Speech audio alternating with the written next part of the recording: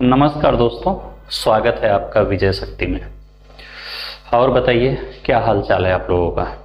देखिए, मेरी हाल तो ठीक नहीं है।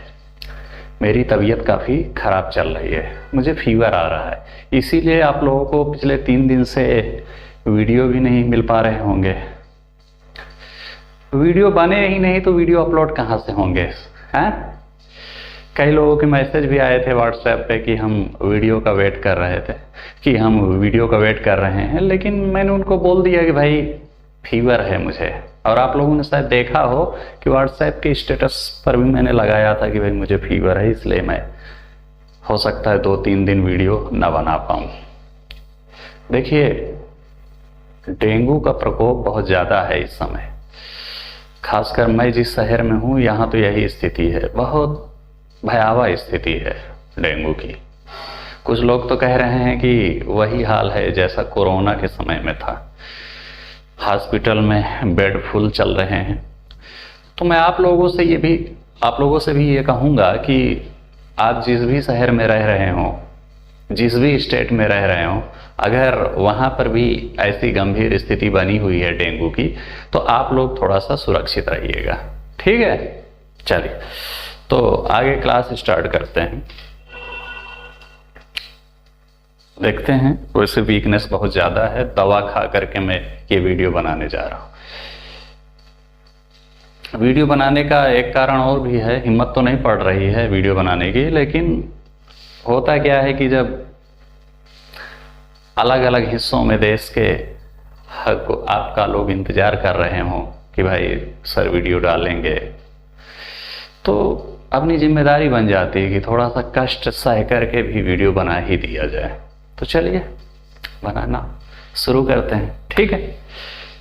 थोड़ी सी हो सकता है मेरी आवाज़ धीमी रहे क्योंकि एनर्जी बहुत कम है। चलिए, तो आज हमको पढ़ना है, वही हम लोग चैप्टर पढ़ रहे थे स्थूल पदार्थों के गुण वाला, तो उसमें हमें अगला टॉपिक पढ़ना है पृष्ठ तनाव के बारे में।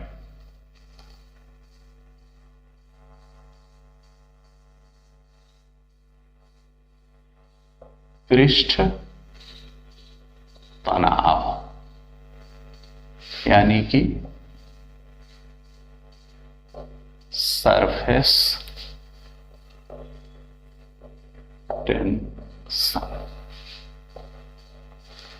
ठीक। इसके बारे में हमको पढ़ना है। पृष्ठ तनाव, पृष्ठ को अंग्रेजी में कहते हैं सरफेस और तनाव को टेंशन। उसी का अंग्रेजी रूपांतरण यहाँ पर लिखा हुआ है। चाहे सरफेस टेंशन कहिए चाहे पृष्ठ तनाव कहिए, दोनों एक ही बात है। तो दो चीज है यहाँ पर, एक है सरफेस और एक है टेंशन। ये बताइए टेंशन किसे कहते हैं? हाँ, अक्सर आप लोग कहते होंगे कि भाई मुझे टेंशन है, मुझे पढ़ाई की टेंशन है, मुझे ये टेंशन है, वो टेंशन है। तो टेंशन का मतलब क्या होता है? देखिए, टेंशन का मतलब तनाव। हाँ, यहां तो आपको समझ ही आ रहा होगा कि टेंशन का मतलब होता है तनाव। अब सवाल उठता है कि तनाव क्या होता है। देखिए, तनाव का मतलब होता है कि तन जाना, तान देना। जैसे डोरी है कोई, और डोरी को आपने ऐसे खींच लिया तो डोरी तन जाती है ना, तो हम कहते हैं कि डोरी में तनाव आ गया। ये बाल है, बाल को मैंने अपना ऐसे खींच लिया तो बाल तन गया ना, तो मैं कहूंगा कि बाल में तनाव आ गया। ये शर्ट है, शर्ट को मैंने ऐसे खींच लिया, शर्ट तन गया ना, तो मैं कहूंगा कि शर्ट में तनाव आ गया, यानी कि टेंशन आ गया। समझे? समझे कि नहीं समझे? यानी कि तनाव किसी भी चीज में हो सकता है, टेंशन किसी भी चीज में हो सकता है। जब आपके ब्रेन में तनाव आ जाता है तब आप कहते हैं मुझे बड़ी टेंशन है, बड़ी टेंशन है। कुल मिलाकर के आपके ब्रेन में जो नसें हैं उनमें तनाव आ गया है। तनाव का मतलब क्या होता है? तान देना। तान देना मतलब जैसे डोरी में तनाव आ गया, डोरी को आपने ऐसे खींचा तो आप क्या कहते हैं कि डोरी में तनाव आ गया। यानी कि अगर किसी चीज को खींच लेंगे तो हम कहेंगे कि उसमें तनाव पैदा हो गया। ठीक है ना। मैंने क्या कहा कि अगर किसी चीज को खींच लेंगे तो हम कहेंगे कि उसमें तनाव पैदा हो गया। बाल को खींच लिया तो हम कहेंगे कि ये बाल का तनाव है, शर्ट को खींच लिया तो हम कहेंगे ये शर्ट का तनाव है, और डोरी को खींच लिया तो हम कहेंगे कि ये डोरी का तनाव है। ठीक है, चलिए यहां हमको क्या पढ़ना है, यहां पर हमको बाल का तनाव नहीं पढ़ना, यहां पर हमको शर्ट का तनाव नहीं पढ़ना, यहां पर हमको डोरी का तनाव नहीं पढ़ना, बल्कि हमको क्या पढ़ना है, यहां पर हमको पृष्ठ तनाव पढ़ना, यानी कि हमको सरफेस का तनाव पैदा करना। तो सरफेस का तनाव यहां पर हमको पढ़ना है। ठीक है ना, क्या पढ़ना है, सरफेस टेंशन, यानी सरफेस का तनाव, यानी सरफेस में जो तनाव आ जाता है उसके बारे में हमको यहां पर पढ़ना। किसके सरफेस में तनाव, किसी द्रव के सरफेस में, किसमें, किसी द्रव, यानी हमको यहां पर पढ़ना है किसी द्रव के सरफेस में जो तनाव हो जाता है उसके बारे में हमको पढ़ना है। तो हम क्या कहते हैं, हमने यहां क्या लिखा है, पृष्ठ तनाव, यानी सरफेस टेंशन। सरफेस टेंशन किसे कहेंगे, जब बाल को खींच करके उसमें तनाव पैदा हो गया था तो हम कहे थे कि ये बाल का तनाव है। शर्ट को खींच करके उसमें जो तनाव पैदा हुआ था उसे हमने कहा था ये शर्ट का तनाव है। डोरी को खींच करके जो तनाव पैदा हुआ था उसे हमने कहा था कि ये डोरी का तनाव है। तो उसी प्रकार से द्रव के सरफेस को खींच करके जो तनाव पैदा होगा उसे हम पृष्ठ तनाव कहेंगे, यानी सरफेस का तनाव कहेंगे, यानी सरफेस टेंशन कहेंगे। कुछ भी कहिए, पृष्ठ तनाव बोल दीजिए, सरफेस टेंशन बोल दीजिए, सरफेस का तनाव बोल दीजिए, तीनों एक ही बात है। कुल मिलाकर के ये होगा कहां, सरफेस टेंशन कहां होगा, ये किसी द्रव के सरफेस पर होगा। किसके सरफेस पर, द्रव के सरफेस पर। क्या ये किसी ठोस के सरफेस पर होगा, जी नहीं। क्या ये किसी गैस के सरफेस पर होगा, जी नहीं। ये किसके सरफेस पर होगा, ये होगा द्रव के सरफेस पर। तो द्रव के सरफेस पर जो तनाव पैदा होता है उसे हम कहते हैं पृष्ठ तनाव। समझ में आ गया, पृष्ठ तनाव किसे कहते हैं, द्रव के सरफेस पर, द्रव के पृष्ठ पर जो तनाव पैदा होता है उसे पृष्ठ तनाव या सरफेस टेंशन कहते हैं। अब देखते हैं कि द्रव का सरफेस क्या होता है और फिर हम ये देखेंगे कि उस पर तनाव कैसे पैदा होता है। चलिए, ये मान लिया कहीं पानी भरा हुआ है, या पानी ना कह सकते हैं, कोई लिक्विड भरा हुआ है ये, हाँ। तो ये बताइए इस लिक्विड का सरफेस क्या होगा, जो ये ऊपरी तल है यही तो इस लिक्विड का सरफेस होगा। भाई सरफेस होता क्या है, जो तल होता है उसे ही सरफेस कहते हैं। तो ये लिक्विड का सरफेस क्या होगा, ये जो ऊपरी वाला सिरा है यही इस लिक्विड का क्या होगा, सरफेस होगा। यानी इस ऊपरी सिरे पर जो तनाव पैदा होगा उसे हम पृष्ठ तनाव कहेंगे। यहां पर जो तनाव होता है, पैदा होता है, उसे हम पृष्ठ तनाव कहते हैं। तो आप ये, अब आपके दिमाग में ये उठ रहा होगा कि ये तनाव पैदा कैसे होता है। बाल में तो तनाव तब पैदा हुआ था जब बाल को हमने हाथ से खींच लिया था। शर्ट में तनाव तब पैदा हुआ था जब शर्ट को हमने खींच लिया था। डोरी में तनाव तब पैदा हुआ था जब हमने डोरी को खींच लिया था। तो इस लिक्विड में तनाव कैसे पैदा होता है भाई, देखिए इसमें हम कुछ नहीं करते, ये लिक्विड का अपना उसका एक गुण है कि वो अपने आप अपनी सतह पर तनाव पैदा करता है। समझे, हम इसमें कुछ नहीं करते, लिक्विड अपने आप ही करता है। लिक्विड का एक गुण होता है कि वह अपने सतह पर तनाव पैदा करता है, जिसे हम लोग पृष्ठ तनाव के नाम से जानते हैं। समझ गए, लिक्विड अपने आप करता। इसमें होता क्या है, मैंने अभी आपको क्या बताया कि तनाव कब पैदा होगा, जब खींच लेंगे।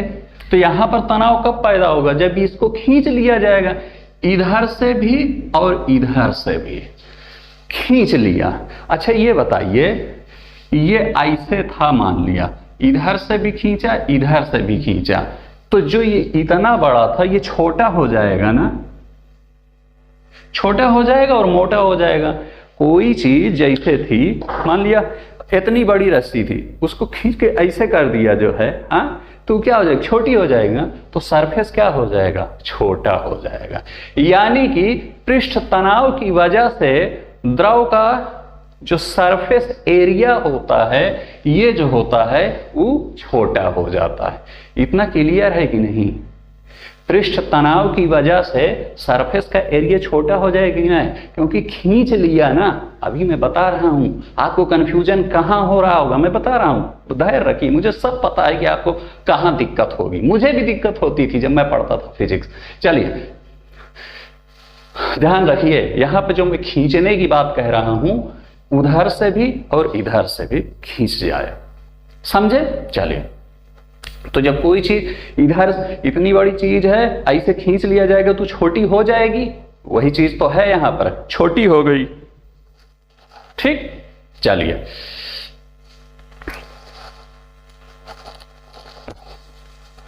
माइक सही से लगा है कि नहीं? एक मिनट।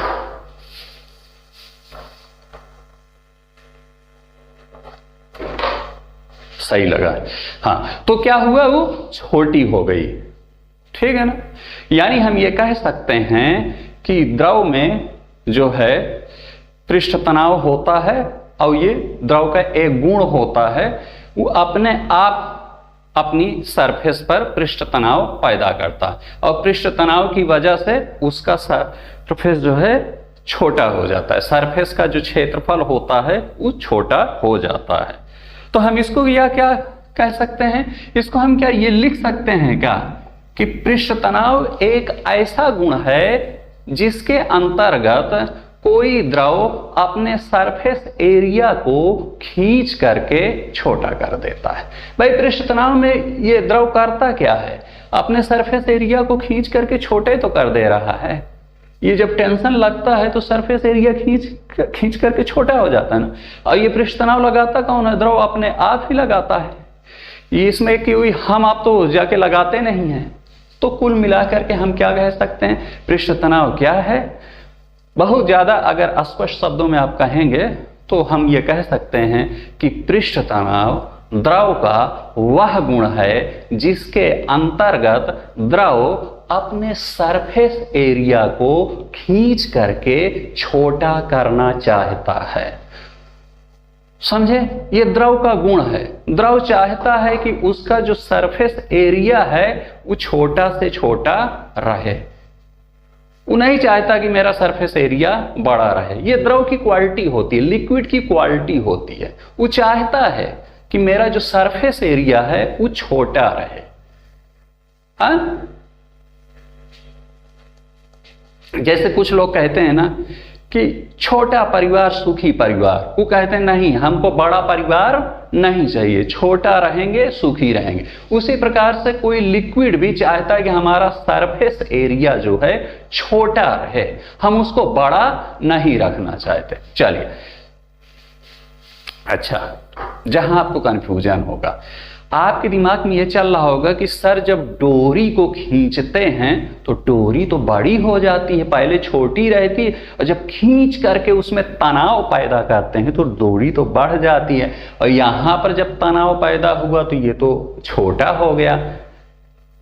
डोरी अलग है, ये अलग है। यहां पर इतना ध्यान रखिएगा कि यहां पर ऐसे खींचा जा रहा है, डोरी में अलग स्थिति है। वो जब आएगा वेब वाला टॉपिक तो वहां पढ़ाएंगे। यहां पर आप समझिए कि उधर से खींचा इधर से भी खींचा, तो जो चीज इधर रही, और मान लिया इतनी बड़ी चीज है और दोनों को किसी ने खींच लिया, इस वाले को इधर खींच रहा है, इस वाले को इधर खींच रहा है, तो ऐसे आ गए ना, तो इतना ही बड़े बच्चे के ना, तो वही चीज तो है। ठीक है ना। तो पृष्ठ तनाव क्या है? पृष्ठ तनाव किसी द्रव का वह गुण है जिसके अंतर्गत द्रव अपने सरफेस एरिया को छोटा करना चाहता है। ठीक, चले, समझ गए ना। अच्छा, ये बताइए, जब इसको छोटा कर देगा इतनी बड़ी चीज, तो इसको कुल मिला के कहीं ना कहीं मोड़ देगा। जैसे मैं कहूं कि ये पहले इतना था, ऐसे है, हाँ, अब मैं इसको छोटा करना चाहता हूँ, ये रुमाल है, हाँ, तो मैं क्या करूँगा, इसको मोड़ दूंगा, ऐसे कर दूंगा छोटा, और छोटा करना चाहता और मोड़ दूंगा, और छोटा करना चाहता और मोड़ दूंगा। तो यही स्थिति तो यहाँ भी होगी। कुल मिलाकर ये क्या हो जाएगा, ये जो है जब और छोटा होगा, मानिए पहले इतना है, तो ये कुल मिलाकर कितना हो जाएगा, इतना हो जाएगा, और होगा तो कितना हो जाएगा, इतना हो जाएगा, और होगा, मतलब जितना ही ज्यादा ये छोटा होगा उतना ही ज्यादा ये मुड़ता चला जाएगा। यहाँ पर यह और ये एक तीसरी स्थिति। अच्छा ये बताइए, जितना ही ज्यादा ये मुड़ेगा उतना ही ज्यादा ये क्या होता जाएगा, मोटा होता जाएगा ना। रुमाल वाले उदाहरण शू कर लिए, जितने ज्यादा उसको मोड़ेंगे उतने ज्यादा वो मोटी होती जाएगी, समझे। चलिए अभी इसको समझाऊंगा, इसमें इतना आप समझे तो आपको समझ में आ गया पृष्ठ तनाव क्या है। पृष्ठ तनाव किसी द्रव का वह गुण जिसके अंतर्गत द्रव अपने सरफेस एरिया को छोटा करना चाहते हैं। ये एक द्रव की क्वालिटी होती है, हम आप इसमें कुछ नहीं करते। वर्षा की बूंद कभी आप देखे हैं, वर्षा की जो बूंद होती है वो गोलाकार होती है। कैसी होती है, गोलाकार होती। देखिए जमीन पर आकर के आपको नहीं पता चलेगा, जमीन पर आकर के कुछ तो कभी आप देखिएगा जब काफी भयानक वर्षा हो रही होती तो बुलबुले उठते हैं तो उससे लगता है कि कुछ गोला है, लेकिन जनरली अगर वर्षा कम हो रही है तो नहीं दिखता, जमीन पर गिर करके वो चपटी हो जाती है कुछ। लेकिन आप इतना जान लीजिए कि वर्षा की बूंद जब हवा में रहती है तो गोलाकार होती है। ना दिख रही हो तो आप मान लीजिए कि हाँ गोलाकार। वो गोलाकार क्यों होती है, देखिए वर्षा क्या है, एक लिक्विड है, वो अपने बूंद को गोलाकार क्यों बनाना चाहती है। मैंने आपको क्या बताया, सरफेस टेंशन बताया ना। सरफेस टेंशन में मैंने क्या बताया आपको कि कोई लिक्विड अपने सरफेस एरिया को कम से कम करना चाहता है। तो ये जो वर्षा की बूंद है ये भी अपने एरिया को, सरफेस एरिया को कम से कम करना चाहती होगी। और सरफेस एरिया कम से कम कब होगा, सरफेस एरिया कब कम होगा, जब उसकी आकृति गोलाकार होगी तब। समझे कि नहीं समझे। ये है वर्षा की बूंद। क्या है, वर्षा की बूंद। अक्सर क्वेश्चन पूछा जाता है कि वर्षा की बूंद गोलाकार ही क्यों होती है, ये ऐसे हो जाए, ये ऐसे हो जाए, त्रिभुजाकार हो जाए, कुछ ऐसे हो जाए, ये ऐसे ही क्यों होती है वर्षा की बूंद, गोलाकार ही क्यों होती है। यही पृष्ठ तनाव की वजह से। क्योंकि पृष्ठ तनाव, चूंकि लिक्विड में पृष्ठ तनाव का गुण पाया जाता है। और पृष्ठ तनाव होता क्या है, पृष्ठ तनाव के अंतर्गत ही लिक्विड जो है अपने एरिया को छोटा करना चाहता है। चलिए छोड़िए, समझ में ना आया हो तो मैं फिर से बता दे रहा हूं आपको। वर्षा की बूंद गोलाकार क्यों होती है, चौकोर, त्रिभुजाकार, इस आकार की क्यों नहीं होती है। ये जो गोली आकृति होती है, अगर आप किसी भी चीज को गोल कर देंगे तो आप पाएंगे कि उसका सरफेस एरिया कम हो जाता है। अगर आपने मैथ पढ़ा होगा तो आप देखेंगे कि सबसे कम सरफेस एरिया गोल आकृति में ही होता है, चौकोर में नहीं होगा, त्रिभुजाकार में नहीं, इसमें नहीं। सबसे कम सरफेस एरिया गोलाकार होने पर ही होगा। और लिक्विड का यह गुण होता है कि वो अपने सरफेस एरिया को कम करना चाहता है। अगर कम करना चाहता है तो किस आकृति का बनाए ताकि सरफेस एरिया कम रहे, गोलाकार बनाएगा तभी। इस आकार का बना देगा तो सरफेस एरिया ज्यादा होगा, इस आकार का बनाएगा तब भी ज्यादा होगा, इस आकार का बनाएगा तब भी। एक गोला ऐसा आकार है, अगर उस रूप में अपने आप को ढालेगा, उस शेप में ढालेगा तो उसका सरफेस एरिया कम होगा। इसीलिए बूंद अपने आप को गोला आकार में ढालती है। चूंकि बूंद क्या है, बूंद एक प्रकार का लिक्विड है और लिक्विड का गुण होता है कि अपने सरफेस एरिया को, क्षेत्रफल को कम करना चाहता है।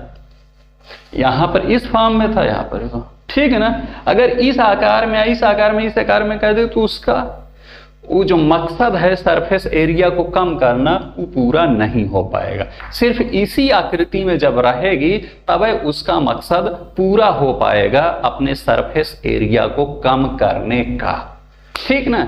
इसीलिए वर्षा की बूंद गोलाकार होती है, ठीक।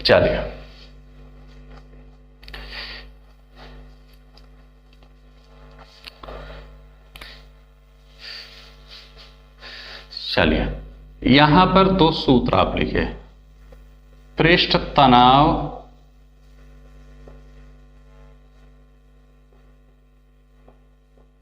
इनवर्सली और पृष्ठ तनाव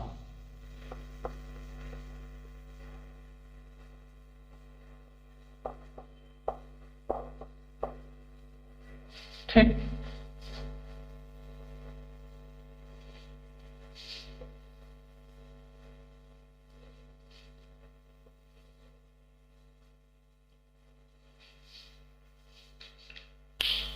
लिख लेंगे ना, थोड़ा सा लिख लीजिएगा इसको यार, ये एक है इस पे समझ में। कुल मिला के पृष्ठ तनाव क्या होता है, इनवर्सली प्रोपोर्शनल होता है क्षेत्रफल के, पहला सूत्र। और दूसरा सूत्र क्या कहता है, पृष्ठ तनाव इनवर्सली प्रोपोर्शनल होता है तापमान के। तो इसका मतलब क्या हुआ, अब ध्यान से देखिएगा मेन कॉन्सेप्ट। अगर पृष्ठ तनाव किसी लिक्विड का ज्यादा होगा तो इसका मतलब है कि क्षेत्रफल कम है। कौन सा क्षेत्रफल, वही जो उसके सरफेस का क्षेत्रफल है। क्षेत्रफल का मतलब वही कितना बड़ा कितना छोटा, समझे कि नहीं समझे।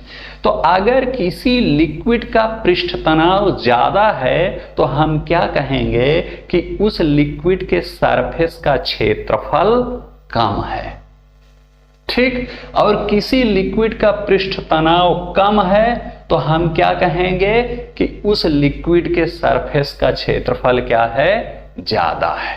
ये इस सूत्र से। दूसरा सूत्र यहां पर देखिए, पृष्ठ तनाव इनवर्सली प्रोपोर्शनल टू टेम्परेचर।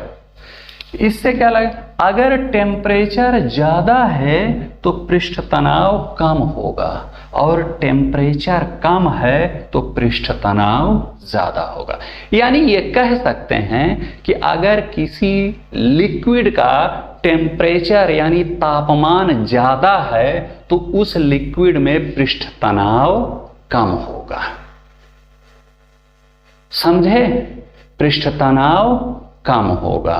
और किसी लिक्विड में टेम्परेचर कम है तो उसमें पृष्ठ तनाव ज्यादा होगा, मतलब उसके सरफेस पर पृष्ठ तनाव ज्यादा होगा। चलिए इन दोनों को अगर आप मिक्स करेंगे तो एक नया आपको फार्मूला मिलेगा कि तापमान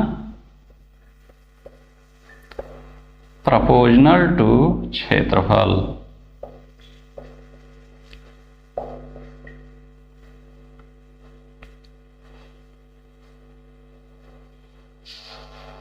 ये आपको एक नया फार्मूला मिलेगा, जो मैथ के स्टूडेंट होंगे समझ लेंगे, समझ है ना। क्योंकि इधर भी इनवर्सली क्षेत्रफल है, इधर इनवर्सली तापमान है, और दोनों पृष्ठ तनाव से ही किया गया है। तो हम ये लिख सकते हैं कि क्षेत्रफल अनुक्रमानुपाती तापमान या तापमान अनुक्रमानुपाती क्षेत्रफल।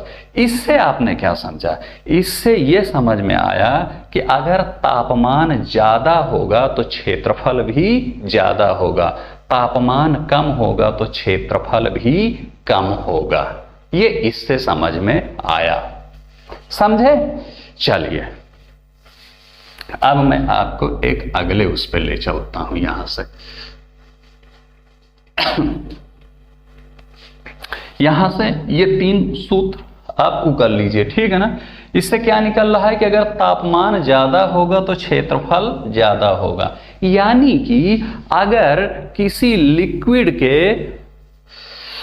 का टेम्परेचर ज्यादा होगा तो लिक्विड के सरफेस का क्षेत्रफल ज्यादा होगा, और अगर किसी लिक्विड का टेम्परेचर कम होगा तो उसके सरफेस का क्षेत्रफल कम होगा।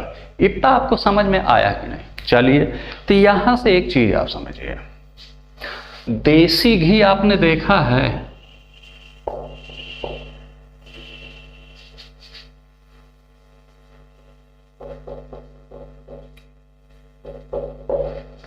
देसी घी, गरम देसी घी का क्षेत्रफल ज्यादा होता है कि ठंडे देसी घी का? आप मुझे बताइए। गरम देसी घी का क्षेत्रफल ज्यादा होता है। क्षेत्रफल ज्यादा होने का मतलब उसको रखने के लिए बड़े बर्तन की जरूरत पड़ेगी। तो आप फील कीजिए, उतना देसी घी उतना है, 1 किलो है देसी घी।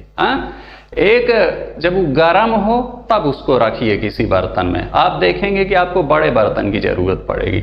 और वही देसी घी जब एकदम ठंडा हो गया हो तब आप उसको रखिए, आप देखेंगे कि वही देसी घी जो गर्म होने पर इतना था वही अब इतना हो गया। क्यों? क्योंकि है 1 किलो दोनों स्थिति में, लेकिन उसका जो एरिया हो गया कम हो गया। क्यों कम हो गया? इसीलिए इस फार्मूले के, क्योंकि तापमान ज्यादा होगा तो क्षेत्रफल ज्यादा। गर्म यानी हम ये कह सकते हैं कि तापमान ज्यादा, यानी उस देसी घी का क्षेत्रफल ज्यादा, यानी उस देसी घी को रखने के लिए ज्यादा क्षेत्रफल वाले बर्तन की जरूरत पड़ेगी, बड़े बर्तन की जरूरत पड़ेगी।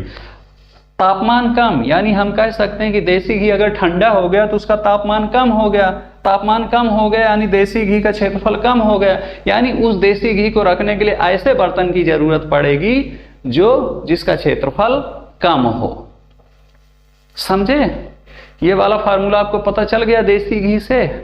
गरम देसी घी का मतलब जब तुरंत अभी क्रीम से निकाला गया चूल्हे से, तो आप देखे होंगे लिक्विड एकदम बहुत ज्यादा तरल रूप में रहता है, और जैसे जैसे वो ठंडा होता जाता है उसका एरिया कम होता जाता है।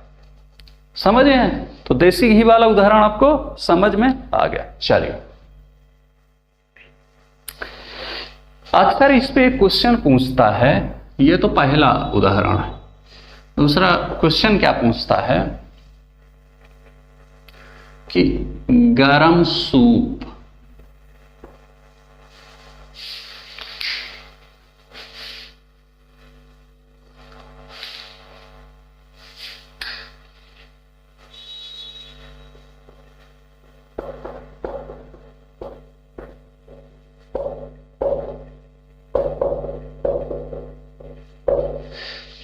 एक क्वेश्चन पूछता है कि गर्म सूप है और एक है ठंडा सूप, दोनों में ज्यादा टेस्टी कौन लगेगा? स्वाभाविक है गर्म सूप ज्यादा टेस्टी लगता है। तो क्वेश्चन पूछता है ऐसा क्यों होता है? यही भाई, यही पृष्ठ तनाव की वजह से। ये तीनों एग्जाम्पल पृष्ठ तनाव के एग्जाम्पल ही तो हैं। ये जो तीनों आपको सूत्र बताए गए हैं ये पृष्ठ तनाव के ही सूत्र तो हैं। समझ आए ना? तो चाहे देसी घी हो चाहे जो हो, ये सब वही पृष्ठ तनाव की कॉन्सेप्ट इसमें लग रहा है। ठीक है ना? चलिए, ये पूछता है कि गर्म सूप और ठंडा सूप, तो इसमें ज्यादा टेस्टी गर्म सूप लगता है, ऐसा क्यों होता है? गर्म सूप ही ज्यादा टेस्टी क्यों होता है? ठंडा सूप उतना टेस्टी क्यों नहीं होता है? ये अक्सर पूछता है। चलिए देखिए, पहले तो आप एक चीज समझ लीजिए कि ये है, मान लिया हमारी जीभ, ठीक है ना? तो जीभ का ये है अगला सिरा, ये है पिछला सिरा, ये है साइड का, ये है साइड का। यहां पर पाई जाती हैं स्वाद कलिकाएं।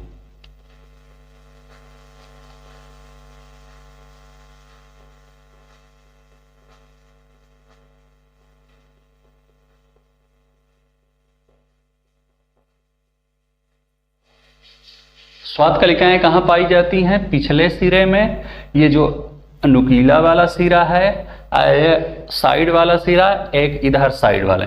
ये जो बीच वाला सिरा होता है यहाँ स्वाद कलिकाएं नहीं पाई जाती जीभ में। और हमको कोई चीज का टेस्ट तब पता चलेगा जब स्वाद कलिकाओं पर वो चीज गिरेगी तब। समझ गए ना? कोई चीज का टेस्ट तभी पता चलेगा जब वो चीज जीभ के स्वाद कलिकाओं पर गिरेगी तब। यानी जब वो चीज यहाँ गिरेगी, यहाँ गिरेगी, या यहाँ गिरेगी, या यहाँ गिरेगी, तब हम कहेंगे कि वो चीज टेस्टी है। ये जो बीच वाला सिरा है, यहाँ स्वाद कलिकाएं नहीं पाई जाती। स्वाद कलिकाएं नहीं पाई जाती तो अगर यहाँ पर कोई चीज गिरेगा तो हमको उसका टेस्ट नहीं मिलेगा। यहाँ पर सिर्फ लार पाई जाती है। क्या पाई जाती है? लार पाई जाती है। और लार करती क्या है? जब आप कोई खाना खाते हैं तो उसी में वो मिक्सअप हो जाती है। वो आगे लार और का जब टॉपिक आएगा तो अब आपको समझाऊंगा। कुल मिलाकर के यहाँ स्वाद कलिका नहीं पाई जाती। और टेस्ट हमको तब ही मिलेगा जब कोई चीज स्वाद कलिका पर गिरेगी। चलिए, इतना आपको समझ में आ गया कि नहीं?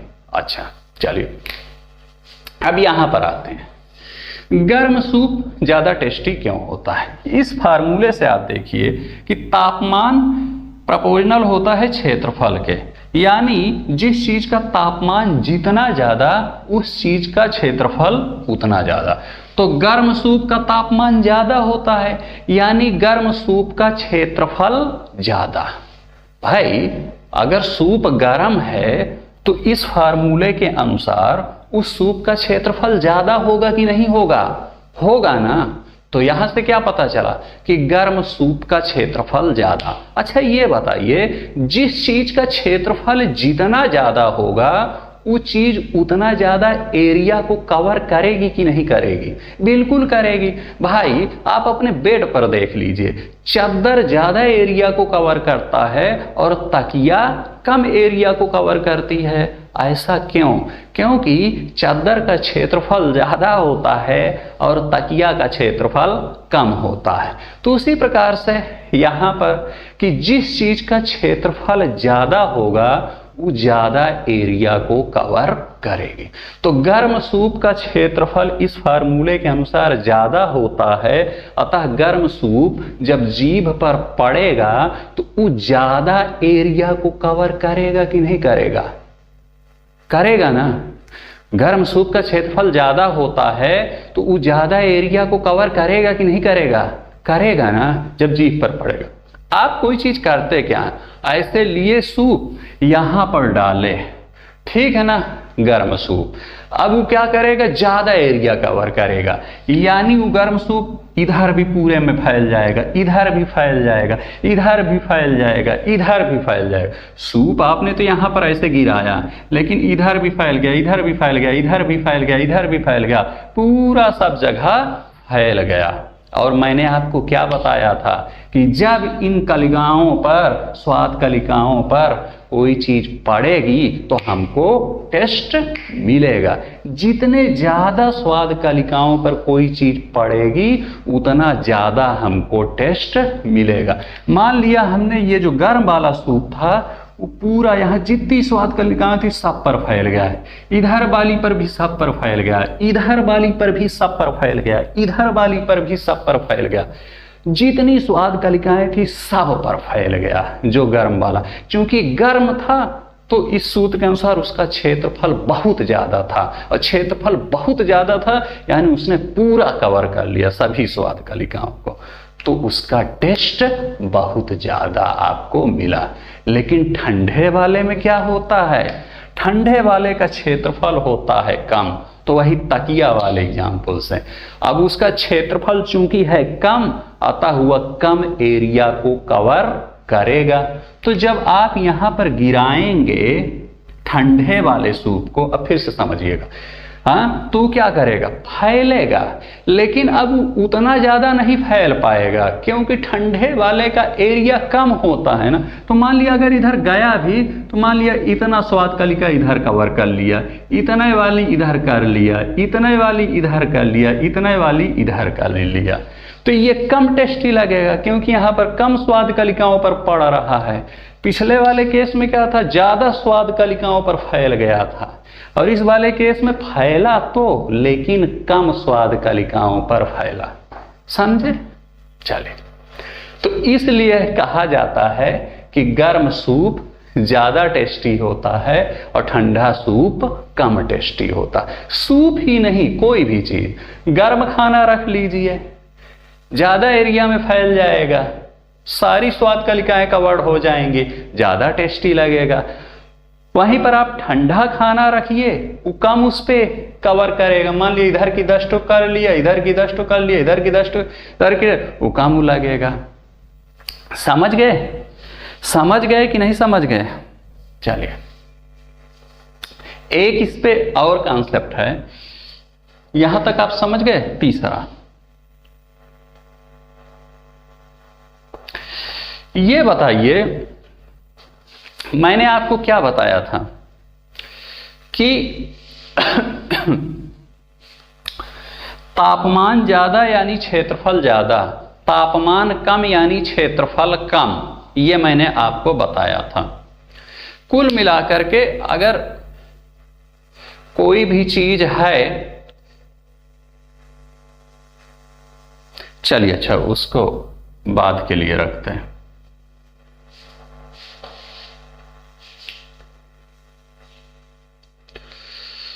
इसको नोट कर लीजिए, तब तक मैं आपको अगला सोच लेता हूं क्या पढ़ाऊंगा आपको।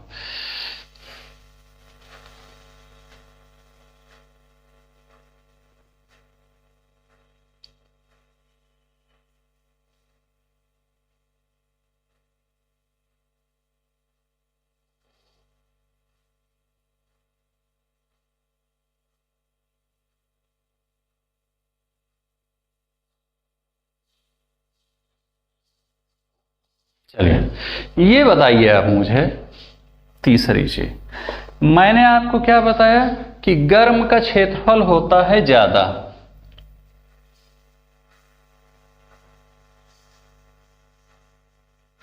और ठंडे का क्षेत्रफल होता है कम। तो मैं आपको चाय का एग्जाम्पल आप बताता हूं। एक कप चाय है गर्म, तो उसका सरफेस इतना होगा, ज्यादा होगा, और वही छोड़ो,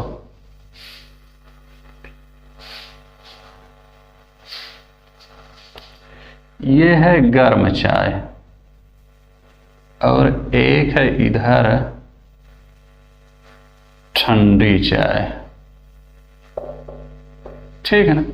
मैंने यहां पर क्या बताया कि अगर चाय गर्म होगी तो उसके सरफेस का क्षेत्रफल ज्यादा होगा, यानी मान लिया ये इतना बड़ा है, और चाय अगर ठंडी होगी तो उसके सरफेस का क्षेत्रफल कम होगा, यानी ये इतना ही बड़ा हो जाएगा। ऐसे मैंने अभी बताया था ना कुछ कि वो हो जाएगा। समझे कि नहीं समझे? मैंने अभी थोड़ी देर पहले वहां पर जब मैं आपको बता रहा तो मैं बताया था कि होता क्या है कि ये जो है इतना बड़ा, ये कम होकर के ऐसे हो जाता है, ये फिर और कम होकर अगर ये फिर से होगा तो ये ऐसे हो जाएगी। ये सब मैं आपको अभी बता रहा था ना थोड़ी देर, वही चीज। तो गर्म चाय के जो सरफेस का क्षेत्रफल होता है ज्यादा होता है, और ठंडी चाय के सरफेस का क्षेत्रफल कम होगा। इतना तो आपको पता चल गया ना। लेकिन एक चीज याद रखिए कि जो गर्म चाय होगा वो एरिया ज्यादा होगा, ऐसे वाला जो है इतना बड़ा होगा तो वो पतला होगा, और जो ठंडी चाय होगी, चाय उतना है, उसके सरफेस का एरिया कम हो जाएगा, तो वो क्या हो जाएगा? मोटा होगा। समझे भाई? मंझे वाली तागा आपने देखा है ना, जब एक तागा आप ले लीजिए इतना बड़ा और उसी को मोड़ लीजिए कई वाले में, जब कई बार मोड़ के तो जो गट्ठी बनती है वो ज्यादा मोटी हो जाती है ना, समझे ना। तो वही चीज यहाँ पर के, ये एक कप चाय जब गर्म अवस्था में थी तो ऐसे था, उसका सरफेस का एरिया ज्यादा था, और वही जब ठंडी हो गई तो उसका जो ऊपरी सतह था उसका सरफेस का एरिया कम हो गया, मतलब वही सिकुड़ गया ऐसे, उसने अपने आप को कम कर लिया। है उतना है लेकिन उसने अपने आप को कम कर लिया ना। चाय तो उतना ही थी लेकिन उसका सरफेस अपने आप को कम कर लिया, सिकोड़ लिया अपने आप को। समझे?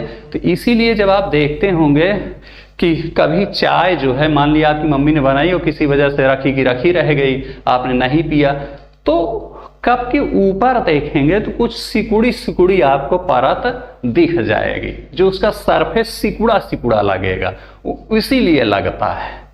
समझ है ना कि इतनी बड़ी चीज जब उसको ऐसे कर देंगे तो कुछ सिकुड़ा सुकड़ा लग जाएगा, जैसे ये, समझे? कभी भी आप फील कर लीजिएगा। अच्छा ये बताइए, ये ज्यादा मोटा है कि ये वाला ज्यादा मोटा है? ज्यादा मोटा ये वाला है ना। तो अगर मान लिया कोई मक्खी या मच्छर बैठेगा तो कहां पर गिरने की संभावना ज्यादा होगी? मैं संभावना की बात कर रहा हूं, आप ये मत वो कीजिएगा कि सर दोनों में गिर जाएगा। संभावना ज्यादा किस में होगी? जो पतला वाला एरिया होगा भाई, जो डाल पतली होगी उस पर आप बैठेंगे तो नीचे आने की संभावना ज्यादा होगी ना, टूट के गिर जाएगी। जो डाल मोटी होगी उस पर नीचे आने की संभावना कम होगी ना। तो वही तो ऊपरी वाला मतलब एक प्रकार की डाल हो गई ना। तो ठंडी चाय में क्या हो गया, पतला वही तो मुड़ गया ना, यानी वो मोटा हो गया ना। तो ठंडी वाले में जब मोटा हो गया तो इस पर मान लिया कोई आदमी आपने बैठा दिया, अरे आदमी नहीं बैठाएंगे, मच्छर बैठा दिया, तो मच्छर हो सकता है नीचे ना गिरे, और इसमें आप करेंगे तो मच्छर नीचे डूब जाए चाय के अंदर। हाँ, तो कुल मिला करके गर्म चाय में जो है डूबने की संभावना ज्यादा है, और ठंडी चाय में मक्खी मच्छर के गिर करके डूबने की संभावना कम होती है। अब आप ये मत कहिएगा कि सर हम तो ठंडी चाय भी रखे तो उसमें भी गिर गया था। मैं संभावना की बात करूंगा, ज्यादा किस में होगा। अब वो अलग बात है कि वहां गर्मी की वजह से जाए ही ना, ठीक। चाय के ऊपर जो पपड़ी पड़ जाती है, सिकुड़ जाती है, सिकुड़न पैदा हो जाती है, क्यों हो जाती है पता चल गया ना। इतनी बड़ी चीज जब मुड़ जाएगी ऐसे, हाँ भाई, गर्म रहने पर एरिया बड़ा होता है, यानी वो इतनी बड़ी है। वही चीज ठंडी रहने पर उसका एरिया छोटा हो जाना है, इतनी बड़ी चीज इतनी बड़ी हो गई। तो इतनी बड़ी कैसे हो गई? वही जो है फोल्ड हो गई, मुड़ गई। जो इतनी बड़ी थी वही मुड़ करके ऐसे हो गई, ठीक है ना। तो जब मुड़ करके ऐसे हो जाएगी, भाई यही चीज है आपका, ये चीज, ये इतना बड़ा। अब इसी को ऐसे कर देंगे, एरिया जैसे छोटा होगा वैसे ही सिकुड़ जाएगा। तो हम क्या कहते हैं, इस अवस्था में क्या कहते हैं, ये सिकुड़ा हुआ है। तो चाय के ऊपर जो बन जाती है वो इसी वजह से हो जाए। समझ गए? चलिए, सरफेस टेंशन में एक कॉन्सेप्ट आपको मैं और बताता हूं, उसके बाद सरफेस टेंशन का कॉन्सेप्ट खत्म।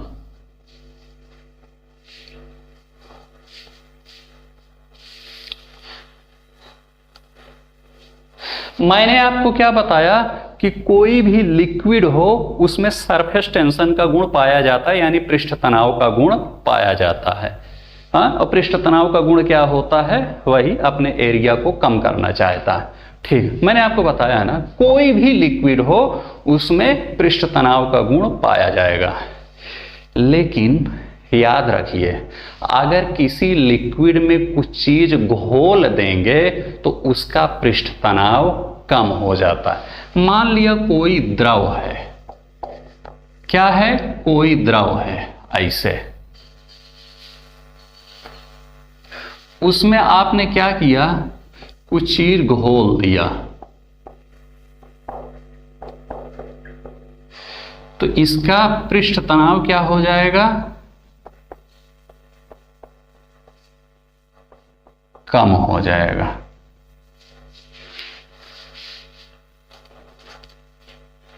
बेकार है मार्कर, किसी काम का नहीं है, पैसा ज्यादा इसमें लग गया, बस मुझे लगा कि ये काम करेगा। कभी मत खरीदिएगा अगर आप लोग भी यूज करते हो तो। जनरल मार्कर 25 रुपए का मिलता है, ये मिलता है 70 रुपए का। हाँ, उसमें हम एक बार स्याही लाते हैं डिब्बी, 1 महीने के लिए फुर्सत हो जाते हैं, और इसमें 40 रुपए की मिली है, अब बस 5 दिन के लिए होगी, छोड़िए। तो किसी द्रव में अगर ऐसे ना बनाएं, या चलो बना ही दिया तो ठीक, कोई द्रव है, उस द्रव में अगर आपने कुछ चीज घोल दिया, या तो इसको चित्रनुमा बना देता हूं ना, कोई लिक्विड है, ये है ऐसे ऐसे ऐसे ऐसे ऐसे, ये है कोई लिक्विड, ठीक है ना। इस लिक्विड में आपने कुछ चीज घोल दिया, मान लिया ये घोल दिया, ये घोल दिया, ये घोल दिया, ये घोल दिया, तो इस लिक्विड का अब जो पृष्ठ तनाव होगा वो कम हो जाएगा।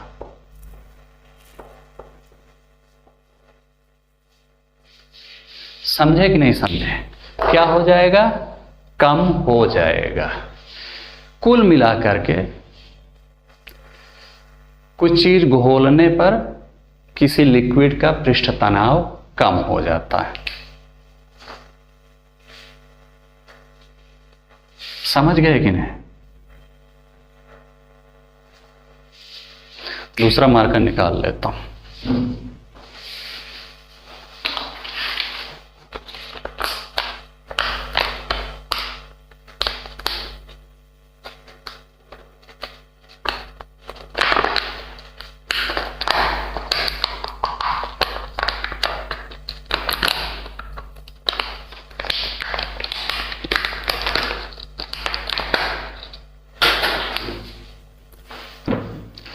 समझ गए आप लोग? मैंने क्या कहा कि किसी भी लिक्विड में मान लिया पहले उसका कुछ पृष्ठ तनाव है, भाई हर लिक्विड का कुछ ना कुछ तो पृष्ठ तनाव होगा ही, सरफेस टेंशन होगा ही, और उस लिक्विड में आपने कुछ घोल लिया, अब देखा पृष्ठ तनाव, तो घोलने के बाद उसका पृष्ठ तनाव कम हो जाता है। पृष्ठ तनाव कम होने से क्या होगा? मैंने एक आपको अभी वो बताया था कि पृष्ठ तनाव इनवर्सली प्रोपोर्शनल टू क्षेत्रफल, ये आपको मैंने बताया था ना कि पृष्ठ तनाव क्षेत्रफल के इनवर्सली प्रोपोर्शनल होता है, यानी कि अगर पृष्ठ तनाव कम तो क्षेत्रफल ज्यादा होगा, यानी कि अगर पृष्ठ तनाव कम होगा यानी कि सरफेस का क्षेत्रफल क्या हो जाएगा? ज्यादा हो जाएगा। समझे? इससे आपने क्या समझा? फिर से समझ लीजिए, रिकैप कर। देखिए हर लिक्विड का कुछ ना कुछ पृष्ठ तनाव होगा, इतना तो आपको पता है, मुझे भी पता है। मैं आपसे ये कह रहा हूं कि किसी लिक्विड में कोई चीज घोल देंगे अगर आप, तो घोलने के बाद उस लिक्विड का पृष्ठ तनाव कम हो जाएगा। चलिए ये लिख दिया पृष्ठ। अब इस फार्मूले के अनुसार क्या होता है कि अगर पृष्ठ तनाव कम तो क्षेत्रफल ज्यादा, यानी अगर घोलने के बाद उसका पृष्ठ तनाव कम हो गया तो हम ये कह सकते हैं कि घोलने के बाद उस लिक्विड के सरफेस का क्षेत्रफल बढ़ गया होगा, क्योंकि जैसे ही तनाव कम होगा क्षेत्रफल बढ़ जाएगा, इस सूत्र के अनुसार। ये सूत्र पहले भी आपको लिखा चुका हूं, ठीक है ना। यानी हम ये कह सकते हैं कि किसी लिक्विड में अगर कुछ चीज घोल दिया जाएगा तो उस लिक्विड के सरफेस का क्षेत्रफल बढ़ जाएगा, ये कह सकते हैं कि नहीं? चाहे इसको कहिए चाहे इसको कहिए, दो चीज इससे निकल आया गया कि किसी लिक्विड में कोई चीज घोल देने के बाद उस लिक्विड का पृष्ठ तनाव कम हो जाता है, और दूसरी बात ये निकल आई कि किसी लिक्विड में कोई चीज घोल देने पर उस लिक्विड के सरफेस का क्षेत्रफल बढ़ जाता है। ठीक, अब इससे क्या होता है? आप लोग जब कपड़ा सफा करते हैं तो आप लोग निरमा का इस्तेमाल करते हैं। करते क्या है, पानी में निरमा घोल देते हैं। पानी में निरमा घोल देने से क्या होगा कि पृष्ठ तनाव कम हो जाएगा। अब घुलने के बाद पानी का पृष्ठ तनाव कम हो जाएगा, यानी पानी के सरफेस का क्षेत्रफल क्या हो जाएगा, बढ़ जाएगा। यानी कुल मिलाकर ये कह सकते हैं कि निरमा या कोई डिटर्जेंट घोल देने के बाद पानी का सरफेस एरिया बढ़ जाएगा। और फिर वही चीज, जिस चीज का सरफेस एरिया जितना ज़्यादा, वो चीज उतना ज़्यादा एरिया कवर करेगी। वही तकिया और वो। तो होता क्या है, जब मान लिया कपड़ा, ये कोई कपड़ा वपड़ा है जो है, इस कपड़े पर जब उस पानी को आप डालेंगे तो वो पानी कपड़े के ज़्यादा एरिया को कवर करेगा। जैसे गर्म सूप जीभ के ज़्यादा एरिया को कवर कर रहा था, उसी प्रकार से निरमा घुला हुआ पानी अब कपड़े के ज़्यादा एरिया को कवर करेगा। वह उस सूप वाले से आप इसको मैच कीजिए। सूप वाले में क्या करते थे, जीभ पर सूप गिराते थे, उसी प्रकार से कपड़े पर अब क्या गिरा रहे हैं, निरमा घुला हुआ पानी। निरमा घुला हुआ पानी की विशेषता क्या होती है कि उसका सरफेस, निरमा घुला हुआ पानी की विशेषता यह है कि उसके सरफेस का क्षेत्रफल ज़्यादा होता है, और जब उसके सरफेस का क्षेत्रफल ज़्यादा होगा तो कपड़े के ज़्यादा एरिया को कवर करेगा कि नहीं, और जब कपड़े के ज़्यादा एरिया को कवर करेगा तो कपड़ा ज़्यादा अच्छे से सफा हो जाएगा। भाई और एक ऐसे है जिसमें कम एरिया को कवर कर रहा है तो कपड़ा कम सफा होगा। ये फिजिक्स है, मुझे नहीं पता होता है नहीं होता व्यवहारिक। फिजिक्स यही कहती है कि निरमा डाल देने के बाद जो है वो ज़्यादा एरिया कवर कर लेता है पानी कपड़े के। ठीक समझ गए ना?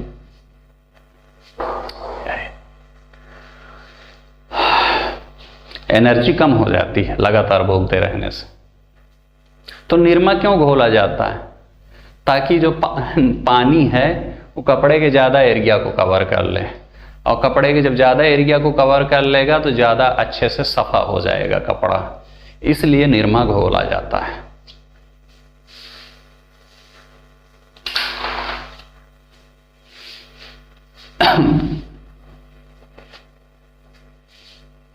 लेकिन यह शर्त है कि वो एकदम घुल जाए। समझ रहे ना? वही सूप वाला कॉन्सेप्ट आप याद रखिएगा। बस सूप वाले में यह था कि उसमें जीभ पर गर्म सूप पड़ रहा था, और गर्म सूप का भी तो वही था कि एरिया ज्यादा हो जाता था। यहां पर कपड़े पर निरमा घुला हुआ पानी पड़ रहा है, और निरमा घुला हुआ पानी की भी विशेषता तो वही है कि उसका सरफेस एरिया ज़्यादा है। हाँ, तो वहाँ पर हमने कहा था कि जीभ के ज़्यादा हिस्सों पर पड़ेगा तो ज़्यादा टेस्ट आएगा। यहाँ पर कपड़े के ज़्यादा हिस्सों पर पानी पड़ेगा तो कपड़ा ज़्यादा अच्छे से धुल जाएगा। भाई मान लिया कम हिस्से पर पानी पड़ा तो जहाँ जहाँ पड़ेगा वहीं वहीं धुल जाएगा ना। चलिए, यहाँ हिस्सों का एक मतलब ये भी होता है कि जो अंदर तागे रेसे छोटे छोटे बने हुए हैं वहाँ पर ज़्यादा अंदर तक घुस जा रहा है कि नहीं। आप ये मत सोचिएगा कि हम तो जब धुलते हैं सर बिना निरमा डाले हुए ही पूरा भीग जाता है, जो है उस भीगने की बात नहीं कह रहा। ज़्यादा एरिया का मतलब कपड़े वाले केस में है कि ये जो छोटे छोटे तागे इनके अंदर घुस जा रहा है कि नहीं घुस जा रहा। ज़्यादा एरिया ज़्यादा अंदर तक घुस जाएगा तो हम कहेंगे कि ज़्यादा एरिया कवर कर लिया। चलिए, कुल मिला करके बस उतना आप समझ लीजिए, उसमें आपको समझ में आ जाएगा। अगला कॉन्सेप्ट, थोड़ा रिलैक्स ले लें क्या, रिवाइज कर लीजिए।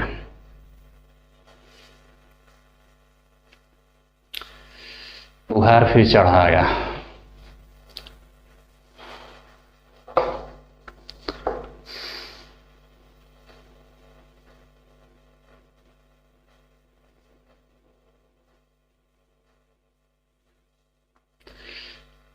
अच्छा, कुछ स्टूडेंट हैं वो कमेंट करते हैं व्हाट्सएप पर भी कमेंट, 2 स्टूडेंट हैं मुझे लगता है, और दोनों मतलब लड़कियां हैं। उन्होंने कमेंट किया उस पर, यूट्यूब पर भी नीचे कमेंट किया कि सर आप विकास देवकीर्ति सर जैसे लगते हैं आपकी, और जो भी उनका मतलब तो भैया ऐसे कमेंट मत किया कीजिए, हम विकास दिव्यकीर्ति सर के पैरों की धूल भी नहीं है। समझ रहे ना, विकास दिव्यकीर्ति सर बहुत बड़ी चीज़ हैं, हमारे भी गुरु रहे, मैं भी उनसे पढ़ा हुआ हूँ।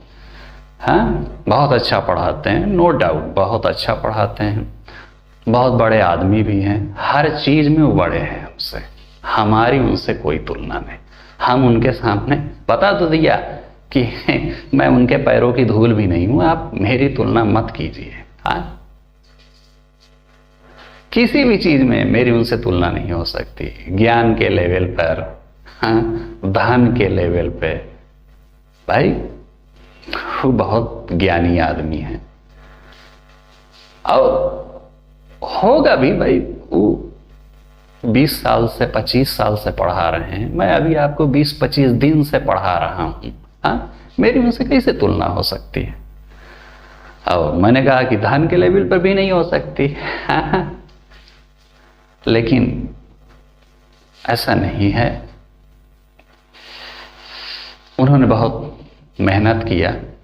बहुत सारे लोग मैं देखता हूँ कि दिल्ली में बहुत पुराने पुराने टीचर हैं, लेकिन उनके पास वो कॉन्सेप्ट क्लैरिटी नहीं है जो विकास सर के पास। नो डाउट, मतलब एक अच्छे टीचर हैं, बहुत अच्छे टीचर हैं, उस पर किसी को कोई शक नहीं हो सकता, और सभी के मन में आदर है उनके प्रति।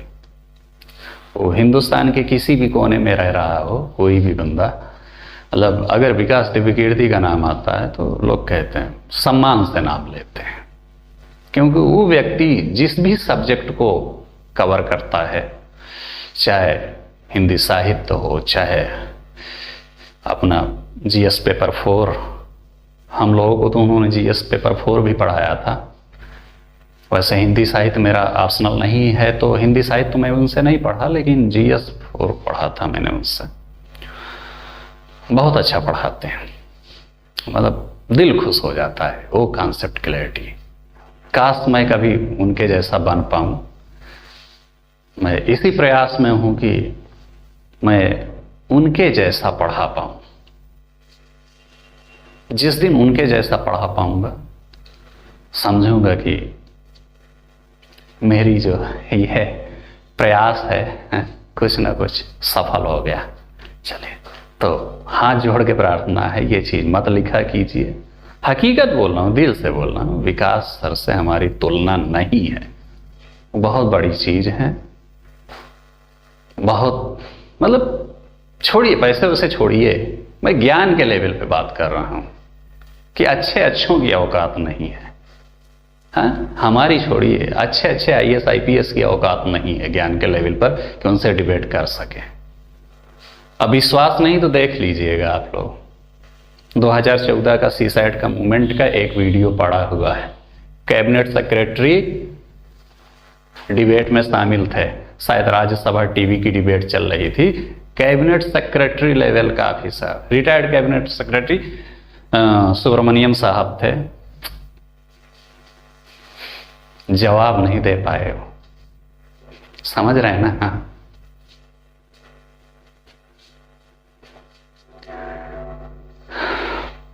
तो जिस इंसान के सामने रिटायर्ड कैबिनेट सेक्रेटरी ही जवाब नहीं दे पाया, हाँ, मेरी क्या औकात है भैया, मेरी आप उनसे तुलना कर रहे हो।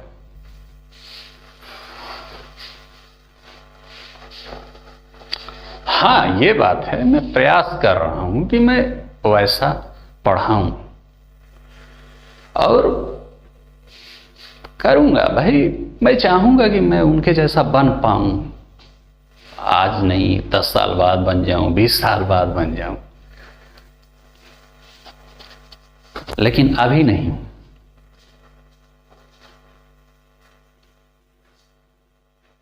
चले, तो 2 कॉन्सेप्ट यहां पर है।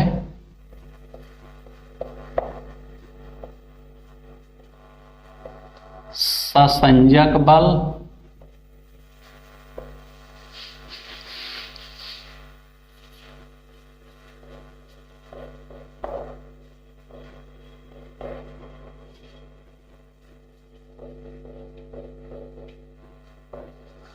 और आसंजक बल।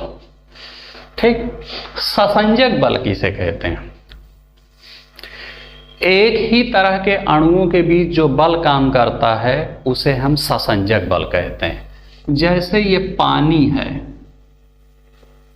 पानी के ये सब अणु हैं, ऐसे ऐसे ऐसे ऐसे ऐसे ऐसे, ठीक है ना?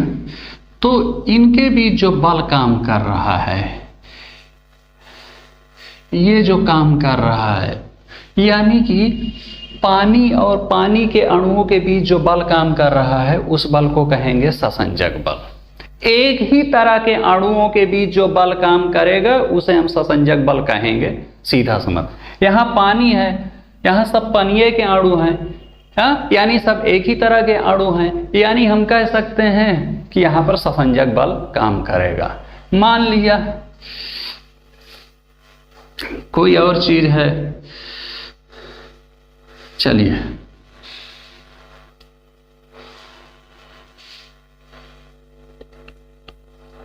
तमाम कुछ भी ले सकते हो यार, जो है। चलिए, आसंजक बल किसे कहते हैं? अलग अलग तरह के अणुओं के बीच जो बल काम करता है उसे आसंजक बल कहते हैं। मान लीजिए ये बाल्टी है,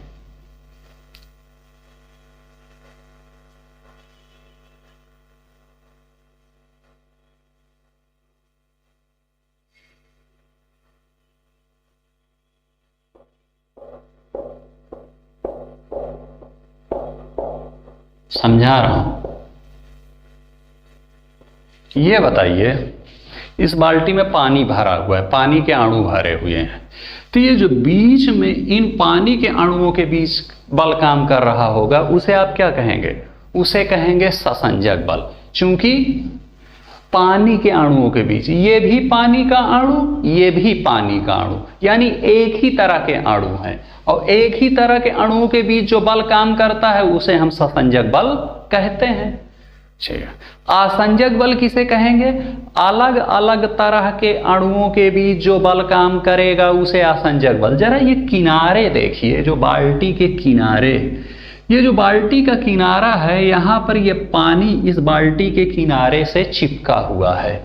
ये है पानी का अणु और यहां पर होगा लोहे का अणु। बाल्टी लोहे की बनी है, यानी कि बाल्टी लोहे के अणुओं से मिलकर के बनी हुई है। तो ये किनारे पर जहां पर पानी की बूंदें चिपकी हुई हैं बाल्टी से, वहां पर क्या बल काम कर रहा है? वहां पर आसंजक बल काम कर रहा है। आसंजक क्यों काम कर रहा है? आसंजक इसलिए काम कर रहा है क्योंकि अलग तरह के अणुओं के बीच लग रहा है। एक अणु है पानी का और दूसरा अणु है लोहे का, लेकिन यहां पर बीच में ससंजक काम कर रहा है। क्यों?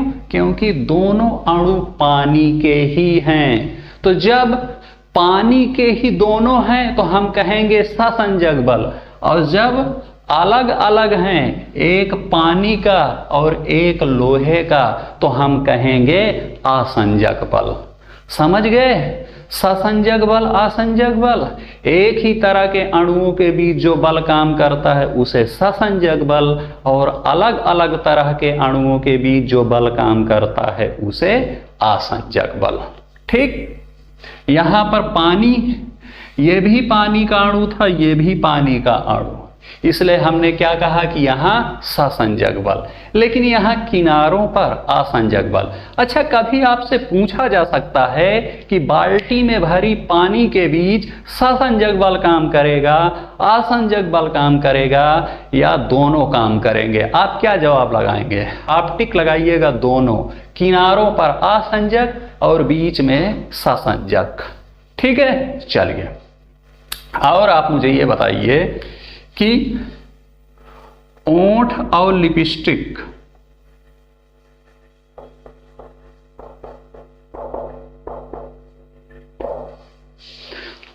औरतें लगाती हैं ना लिपस्टिक, लड़कियां भी लगाती हैं, ये तो आपको पता ही होगा। ये सारी नॉलेज भरपूर रहती है, अभी जो पढ़ा है वो नहीं रहेगी, लेकिन ये आपको जरूर पता होगा, इसीलिए ये एग्जाम्पल मैंने लिया। ठीक है ना? चलिए, तो ओंठ और लिपस्टिक के बीच कौन सा बल काम करेगा? ससंजक या आसंजक? आसंजक। ओंठ के अणु अलग और लिपस्टिक के अणु अलग। लिपस्टिक बनी है किससे? लिपस्टिक बनी है केमिकल से, और ओंठ बना है किससे? मांस से। यानी ओंठ मांस के अणुओं से बना है और लिपस्टिक केमिकल के अणुओं से बनी हुई है। यानी कुल मिलाकर ये कह सकते हैं यहाँ पर जो बल लग रहा है ओंठ, वो अलग अलग अणुओं के बीच लग रहा है, इसलिए कहेंगे कि ये क्या है? आसंजक बल। ठीक, चलिए ये बताइए, आंख और काजल, आंख और काजल कौन? ये भी आपको याद होगा। काजल वजल तो आप देख ही लेते हैं रास्ता चलते हुए। चलिए, अलग अलग अणु है ना, तो आसंजक बल।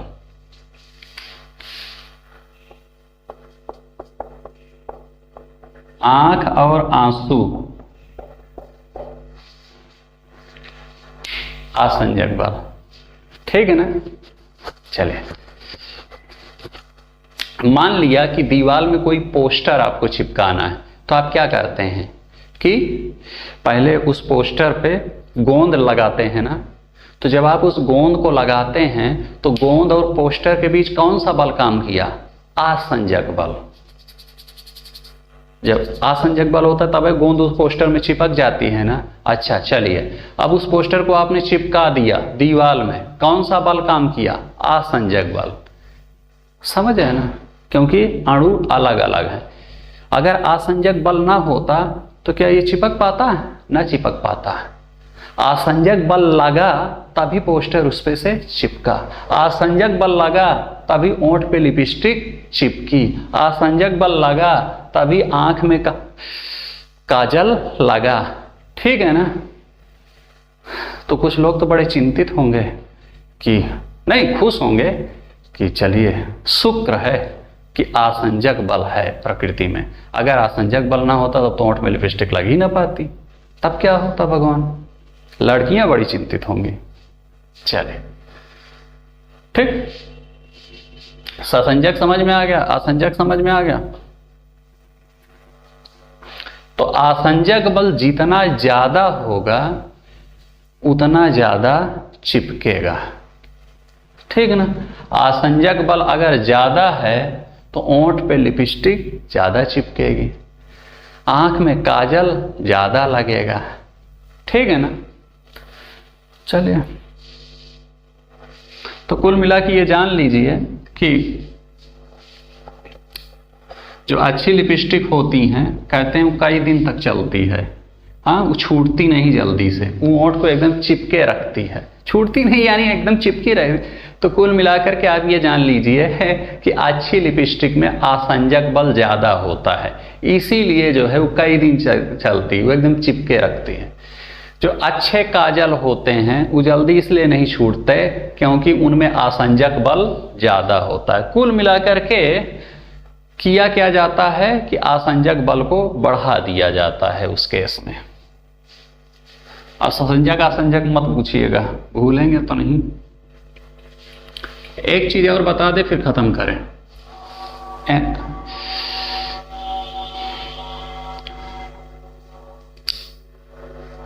अजान शुरू हो गई है, डिस्टर्ब मत होइएगा।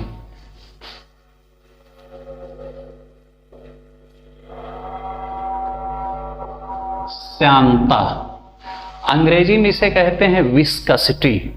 क्या कहते हैं? विस्कसिटी। श्यानता का मतलब क्या होता है बताइए?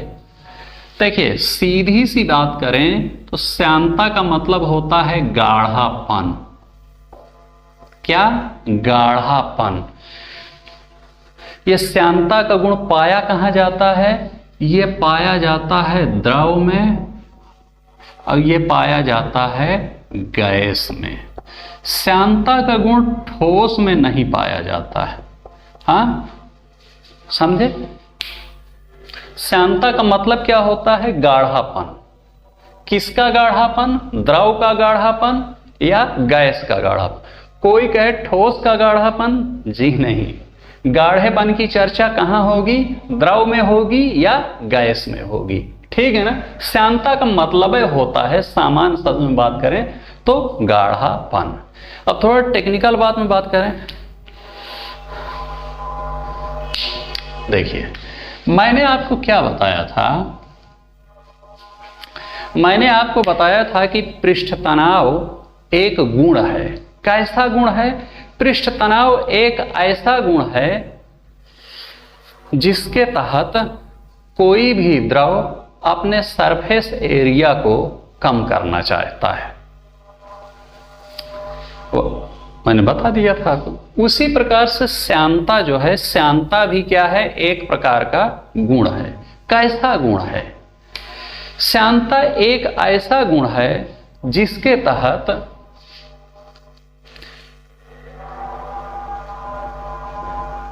चलिए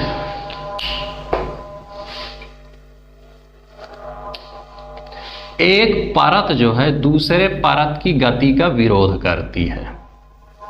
मान लिया द्रव की श्यानता की चर्चा हो रही है, तो देखो जब जैसे पानी भरा होगा तो पानी कैसे भरा होगा? मान लिया एक परत है, उसके ऊपर दूसरा, तीसरा, तीसरा, तीसरा, तीसरा, ऐसे ऐसे करके इतना पानी भरा हुआ है। हाँ, तो ये मैंने आपको बना दिया। मान लिया यहाँ पर हम द्रव की चर्चा करें तो श्यानता का मतलब क्या है? श्यानता क्या कहती है? श्यानता क्या है? श्यानता एक ऐसा गुण है जिसके तहत एक परत दूसरे परत की गति का विरोध करती है। मान लिया ये वाली ऊपर वाली परत आगे जाना चाहती थी, ये नीचे वाली परत रोकेगी, उसको अपनी तरफ खींच लेगी, मत जाओ। ये आगे जाना चाहती थी, ये खींच लेगी, चिपका लेगी। ये आगे जाना चाहती थी, ये खींच लेगी। ये आगे जाना चाहती थी, ये खींच लेगी। समझे? इसी को कहा जाता है श्यानता। यानी श्यानता एक ऐसा गुण है, द्रव या गैस में पाया जाना वाला एक ऐसा गुण है जिसके तहत एक परत दूसरे परत की गति का विरोध करती है। ये आगे जाना चाहती है तो ये कह रही मत जाओ। जैसे बचपन में जब आप नानी के यहाँ जाते थे तो जो मामा के लड़के उड़के होते थे, जब घर वापस आना होता तो वो रोकने लगते थे, हाथ खींचने लगते थे, न जाओ न जाओ, रुक जाओ। समझ? अब नहीं खींचते। हाँ, अब वो बचपन तक ही होता है, 8-10 साल तक। बाद में तो स्थिति अलग हो जाती है, जाइए और चले आइए। हाँ, अब तो कोई ये भी नहीं कहता कि रुक जाइए, हाँ, बल्कि वो चाहता रहता कि आए ही ना तो ज़्यादा ठीक। समझे? तो वही चीज़ है कि ये नीचे, मान लीजिए ये आगे जाना चाहती थी, ये क्या कहेगी? ना जाओ। ये आगे जाना था, ना जाओ, अपने पास रोक कर रखना चाहती। इसी गुण को कहा जाता है श्यानता। ठीक ना? और नॉर्मल शब्द में मैंने क्या बता दिया? श्यानता का मतलब गाढ़ापन। यानी कि हम क्या कह सकते हैं कि श्यानता जितना ज्यादा होगी उतना ज्यादा रोकेगी, एक परत दूसरे परत को उतना ज्यादा रोकेगी, यानी एक परत दूसरे परत की गति का उतना ज्यादा विरोध करेगी। श्यानता जितनी ज्यादा होगी एक परत दूसरे परत की गति का उतना ज्यादा विरोध करेगी। समझे? चलिए इसको एक ऐसे तरीके से समझ सकते हैं।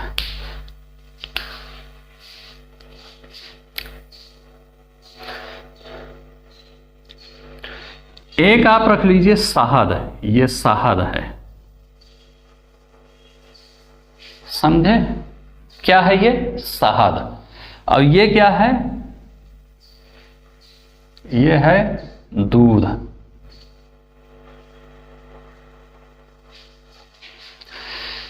ज्यादा श्यानता किस में होगी? श्यानता का मतलब होता है गाढ़ापन। जो ज्यादा गाढ़ा होगा कह सकते हैं कि उसकी श्यानता ज्यादा होगी। तो शहद और दूध में ज्यादा गाढ़ा कौन होगा? शहद ज्यादा गाढ़ी होगी। यानी हम ये कह सकते हैं कि शहद की श्यानता ज्यादा है दूध की अपेक्षा। शहद की श्यानता ज्यादा है और दूध की श्यानता कम है, हम ये कह सकते हैं। ठीक?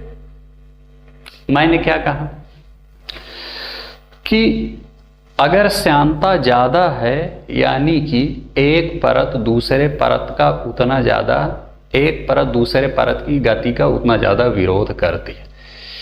यार ये फिजिक्स है, बेफालतू की चीज है। सीधा सीधा उसको बता देना चाहिए श्यानता का मतलब गाढ़ापन, विरोध, परत, दुनियादारी ये करते हैं और यहाँ बताना पड़ता है। यूपी सिविल सर्विस का जो बीए करके वहाँ बैठा है उसको समझी में नहीं आएगी कौन सी परत क्या। छोड़ो सब, ये समझ लो कि गाढ़ापन होता है बस। बता दूं, सुन लो। श्यानता जितना ज्यादा, विरोध उतना ज्यादा, यानी उतना ज्यादा वो रोके रखेगी। रोके रखेगी यानी बहने का विरोध करेगी। श्यानता जिसमें ज्यादा वो कम बहेगा। ये शहद की श्यानता ज्यादा होती, आप रख दीजिए, वो ज्यादा दूर तक बह के नहीं जाएगी।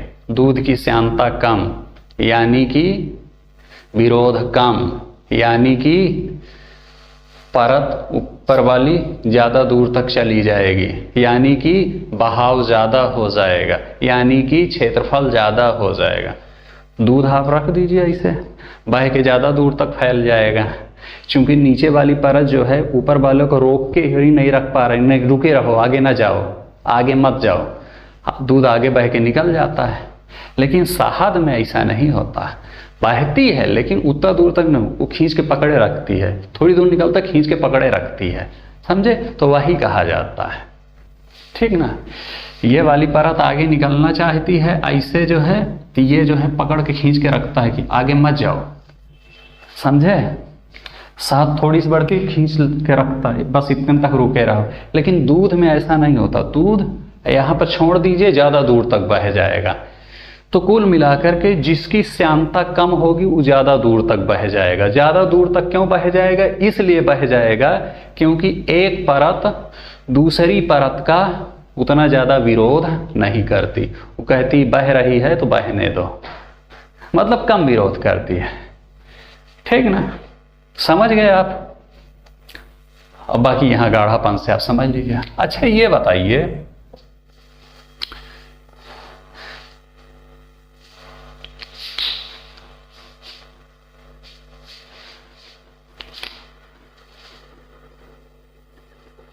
कि द्रव को गर्म कर दें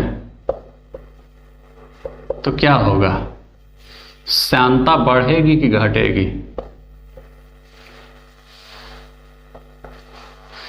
किसी अगर द्रव को गर्म कर दें तो उसकी श्यानता बढ़ेगी कि घटेगी, ये बताइए। श्यानता घटेगी। क्यों? क्योंकि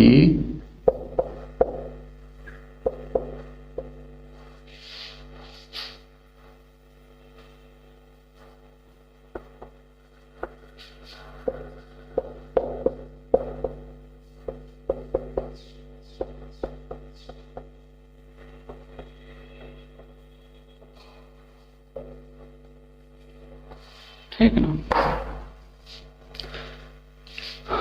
अणु दूर दूर हो जाते हैं भैया। दूध में अणु दूर दूर हो तब ज्यादा दूर तक फैल जाएगा ना, जहां जितना पास होंगे वो कम एरिया वो करेगा ना। तो यह चीज समझ लीजिए, किसी द्रव को गर्म करेंगे तो श्यानता उसकी कम हो जाएगी। क्यों कम हो जाती है? क्योंकि उसके अणु दूर दूर हो जाते हैं, ठीक है ना, दूर दूर हो जाते हैं। किसी द्रव, किसी भी लिक्विड को आप अगर गर्म कर दीजिए तो वो ज्यादा फैल जाएगा। फैल जाएगा मतलब उसके अणु दूर दूर हो गए, और अणु दूर दूर हो गए यानी गाढ़ापन कम हो गया। गाढ़ापन कम हो गया यानी हम कहेंगे कि श्यानता कम हो गई। तो ये चीज आप एक यहां पर वो कीजिएगा कि द्रव को गर्म करने पर श्यानता क्या हो जाती है? कम हो जाती है, पहली चीज। दूसरी चीज,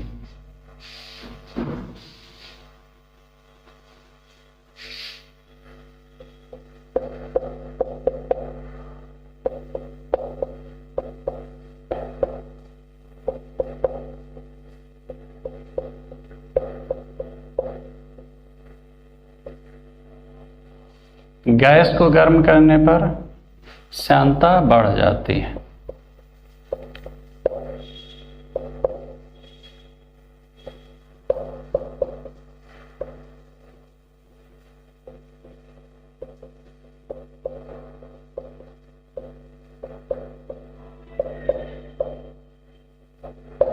क्योंकि उसके अणु पास पास आ जाते हैं।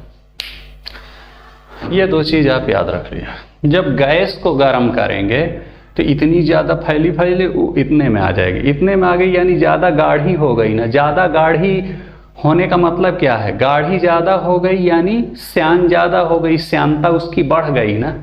चलिए तो द्रव और गैस में यही डिफरेंस है कि द्रव को गर्म करेंगे तो ऊ फैल जाएगा, लेकिन गैस को गर्म करेंगे तो ऊ और पास आ जाएगी। ठीक है ना, यानी कि द्रव को गर्म करेंगे तो उसके अणु दूर तक चले जाएंगे और गैस को गर्म करेंगे तो उसके अणु पास आ जाएंगे। तीसरी बात, यानी द्रव को गर्म करेंगे तो उसकी श्यानता घट जाएगी और गैस को गर्म करेंगे तो उसकी श्यानता बढ़ जाएगी। श्यानता मतलब गाढ़ापन। ये दो चीज आप लोग याद रख लीजिए। चलिए बाकी अगले लेक्चर में पढ़ेंगे। कोई दिक्कत होगी तो बताइएगा। श्यानता वाले में कुछ नहीं, बस आप गाढ़ापन कर लीजिएगा बस। वो सब पारत औरत समझ में आए तो ठीक है, ना समझ में आए तो कोई दिक्कत नहीं। जो जितना गाढ़ा और शहद और दूध वाला आप वो कर लिए।